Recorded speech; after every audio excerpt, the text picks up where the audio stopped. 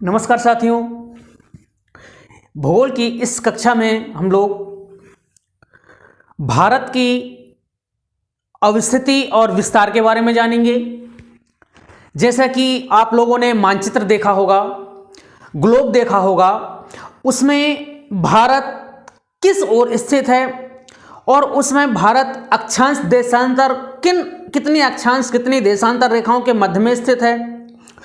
संपूर्ण विश्व के क्षेत्रफल में भारत का क्षेत्रफल कितना है और उसमें भारत की कुल उत्तर से दक्षिण लंबाई कितनी है, पश्चिम से पूर्व की लंबाई कितनी है, इसकी समुद्र तटीय सीमा कितनी है, इन सब के बारे में क्या करेंगे, हम अध्ययन जानेंगे। ये अक्षांश रेखाएं देशांतर रेखाएं क्या कहलाती हैं और इनकी स्थिति के बारे में जानेंगे। तो हम लोग सर्वप्रथम क्या करते हैं, ग्लोब को क्या करते हैं, बनाते हैं। ग्लोब को बनाने के बाद उसमें हम भारत को एक सुव्यवस्थित जिस अक्षांश जिस देशांतर में भारत स्थित है ग्लोब में, उसी प्रकार से हम क्या करेंगे, ग्लोब में थोड़ा सा उसको दर्शाकर देखेंगे, ताकि हम परीक्षा की दृष्टि से जो भी महत्वपूर्ण उससे तथ्य बनते हैं, पॉइंट बनते हैं, उपयोगी परीक्षा के उपयोगी से उनको हम क्या कर सकें, अध्ययन कर सकें और अपने मन मस्तिष्क में ध्यानपूर्वक सीख सकें। तो सर्वप्रथम यहाँ क्या करते हैं, ग्लोब बनाते हैं। क्या करते हैं, यहाँ एक ग्लोब बनाते हैं। तो ग्लोब यानी एक पृथ्वी, ग्लोब मतलब क्या, एक पृथ्वी। आप लोगों ने देखा होगा मार्केट में मिल जाता है, ग्लोब मिल जाता है गोल आकार में, बिल्कुल। ये क्या होगा, एक ग्लोब होगा। इसमें इस पृथ्वी को भूमध्य रेखा यानी 0 डिग्री अक्षांश रेखा, 0 डिग्री अक्षांश रेखा ने क्या किया है, इसे बराबर 2 भागों में बांटा है। कौन से, बराबर 2 भागों में। कौन सी, भूमध्य रेखा। कौन सी रेखा है ये, भूमध्य रेखा। यहां देख लेते हैं थोड़ा सा, भूमध्य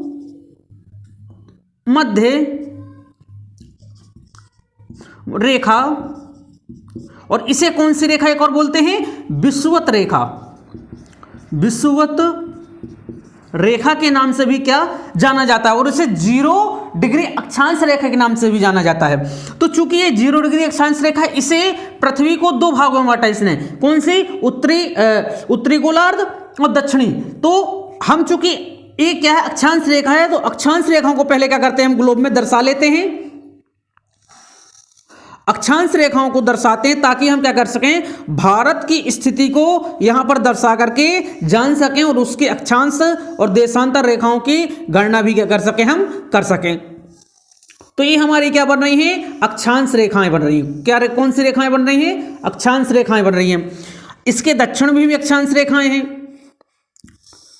दक्षिण में कौन सी अक्षांश रेखाएं हैं,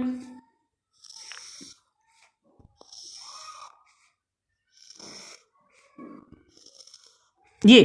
अब चूंकि क्या है, मध्य में है तो 0 डिग्री है। अब इसके ऊपर जाएंगे तो 1 2 3 4 5 ऐसे गिनेंगे, फिर नीचे 0 से नीचे आएंगे तो 1 2 3 4 5 गिनेंगे। तो कहना चाहिए भूमध्य रेखा के उत्तर में कितनी अक्षांश रेखाएं हैं, कुल 90 है। कितनी है, 90 अक्षांश रेखाएं हैं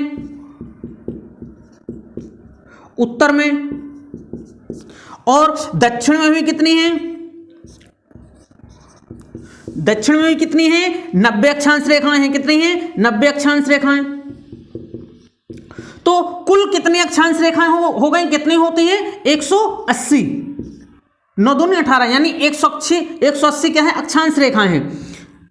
अब चूंकि 180 हमने क्या, 90 ऊपर 90 नीचे। अब चूंकि हमने 0 को नहीं गिना तो 0 को भी गिनेंगे तो कुल कितनी हो जाएंगी, 181 अक्षांश रेखाएं हो जाएंगी। कितनी, 181 हो जाएंगी।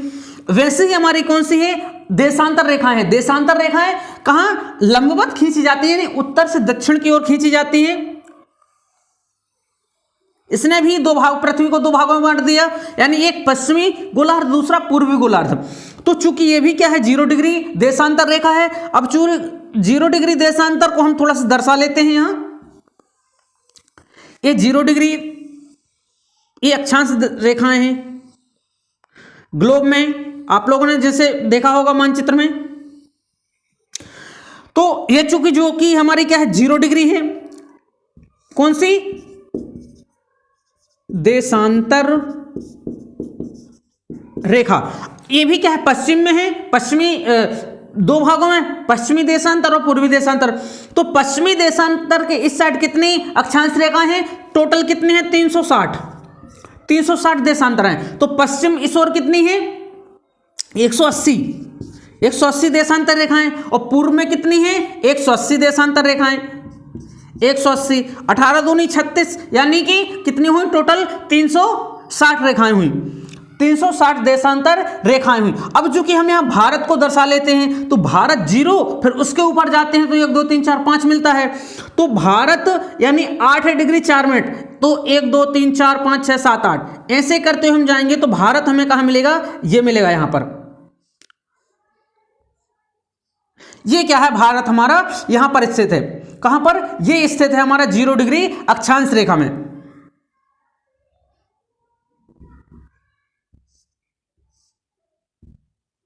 ये देशांतर जो है, देशांतर रेखा है, यहां पर क्या है, हमारा भारत स्थित है। थोड़ा सा कलर्ड पेन से बना लेते हैं ताकि हमें क्या जानकारी हो जाएगी। ये है हमारा भारत। अब चूंकि ये भूमध्य रेखा है तो भूमध्य रेखा के उत्तर में हम जाएंगे तो भूमध्य रेखा से भारत की कुल दूरी कितनी है, भूमध्य रेखा से भारत की दूरी, भूमध्य रेखा से भारत की दूरी कितनी है, 876 किलोमीटर। कितनी है, 876 किलोमीटर है। तो हम कितना गिनेंगे, यानी जो हमारा ये वाला भाग है, दक्षिणी भाग है और ये उत्तरी भाग है, तो ग्लोब में हम क्या लिखेंगे कि ये जो हम 1 से ऊपर जाएंगे तो 8 मिलेगा, यानी 8 डिग्री 4 मिनट। कितना, 8 डिग्री 4 मिनट, फिर 8 9 10 11 12 13 14 15 ऐसे जाएंगे तो हमें कौन सा मिलेगा यहां पर, 37 डिग्री 6 मिनट।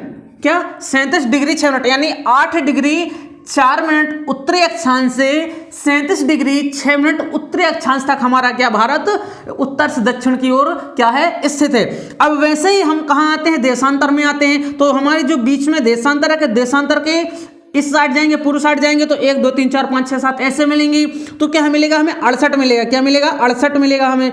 तो ये जो पूरी हमारा पश्चिमी भाग है, ये वाला पश्चिमी भाग, तो 68 डिग्री 7 मिनट पूर्वी देशांतर से ये वाला भाग जो हमें पूर्वी मिलेगा अरुणाचल प्रदेश का, 97 डिग्री 25 मिनट पूर्वी देशांतर तक क्या है, स्थित है। ये 68 से ये हम यहां आए क्या, 97 और यहां 8, यहां क्या 37। तो भारत की अवस्थिति क्या है, अक्षांश रेखा में 8 डिग्री 4 मिनट से उत्तरी अक्षांश से 37 डिग्री 6 मिनट उत्तरी अक्षांश तक।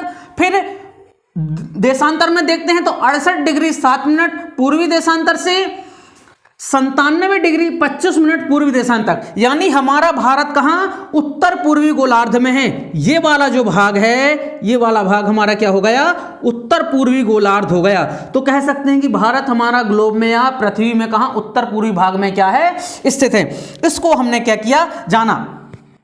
तो हां, अब चूंकि ये क्या है, हमारी जो देशांतर रेखा भारत को जो दो बराबर भागों में बांटती है, देशांतर रेखा, ध्यान रखना देशांतर रेखा की बात कर रहा हूं, कितने 82.5 डिग्री है। कितनी है, 82.5 डिग्री, 2 बराबर भागों में बांटती। इससे ही क्या भारत का मानक समय माना गया है और इसी रेखा से भारत का समय क्या होता है, निर्धारित होता है। ये इंग्लैंड के कहां, ग्रीनविच स्थान से गुजरी हुई है। कौन सी, ग्रीनविच स्थान से गुजरी है 82.5 डिग्री। तो हम यहां हमारे भारत को 2 भागों में बांटती है, तो इसे हम ग्रीनविच रेखा भी कहते हैं, ठीक है ना। अब चूंकि हम ये हमारा क्या होगा, ग्लोब में स्थिति हमने जान ली। अब चूंकि इसके उत्तरी और दक्षिणी बिंदुओं को जान लें और पूर्वी पश्चिम बिंदु को जान लें, तो हमारा जो ये भारत है, चूंकि भारत के दक्षिणी भाग के भाग से कौन सा, कन्याकुमारी लगता है, कन्याकुमारी। ये मुख्य भूमि का क्या हो गया, लास्ट बिंदु हो गया। लेकिन एक और क्या है, हमारा जो अंडमान निकोबार है, वहां पर भी क्या है, ग्रेट निकोबार द्वीप जो है, वहां पे हमारा क्या है, मुख्य लास्ट दक्षिणी बिंदु है, जिसे हम किस नाम से जानते हैं, इंदिरा पॉइंट। किस नाम से जानते हैं, इंदिरा पॉइंट।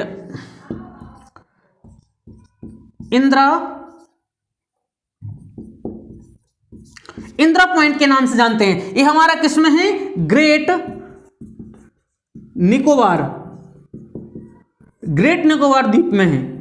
इससे पहले पिग्मेलियन पॉइंट भी बोलते थे। क्या बोलते थे? पिग्मेलियन पॉइंट बोलते थे। ये कितने से होता है? 6 डिग्री 45 मिनट से क्या होता है? प्रारंभ होता है। यानी हमारे दक्षिण की मुख्य भूमि से थोड़ा नीचे है, थोड़ा नीचे है। फिर हमारा ये मुख्य पॉइंट कितना? 6:45 में है, तो हमारा मुख्य भूमि 8:04 में क्या होता है? प्रारंभ होता है। वैसे ही हमारा उत्तरी भाग का, यानी उत्तरी भाग का जो जम्मू कश्मीर में मुख्य पॉइंट क्या है? इंद्रकाल। क्या है? इंद्रकाल, इंद्रकाल।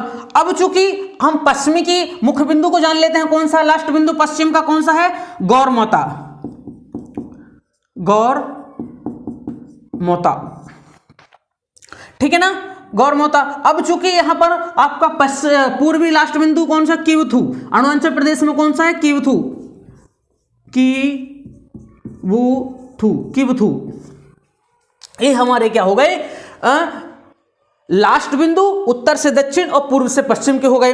अब चूंकि हम इसकी क्या है? लंबाई देख लेते हैं। तो भारत की कुल लंबाई, भारत की कुल लंबाई उत्तर से दक्षिण की कितनी है? हम यहां पर मान लेते हैं उत्तर से दक्षिण, यानी उत्तर दक्षिण, पूर्व ये पश्चिम, पूर्व पश्चिम। तो उत्तर से दक्षिण यानी जम्मू कश्मीर से तमिलनाडु तक, कन्याकुमारी तक कितनी है इसकी? 3214 किलोमीटर, 3214 किलोमीटर। वैसे ही हमारी गुजरात से अरुणाचल प्रदेश के लाट तक कुल कितनी की, यानी पश्चिम से पूर्व की कुल कितनी दूरी है?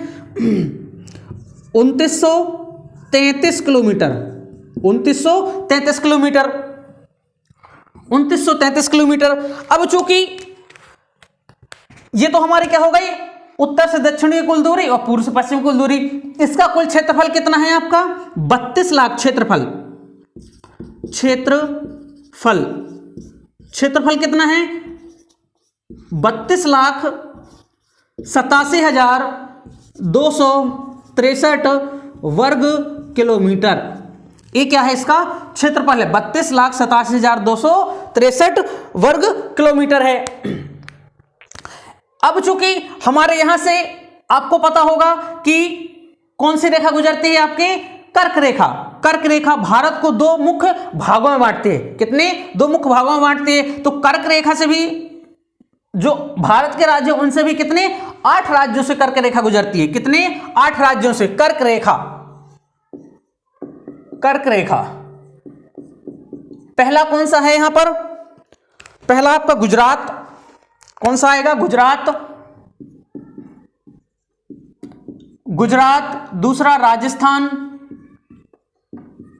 राजस्थान। तीसरा यहां पर कौन सा? मध्य प्रदेश, मध्य प्रदेश हो गया। फिर चौथा आपका कौन सा हो जाएगा मध्य प्रदेश के बाद? छत्तीसगढ़, छत्तीसगढ़। फिर छत्तीसगढ़ के बाद यहां कौन सा हो जाएगा आपका?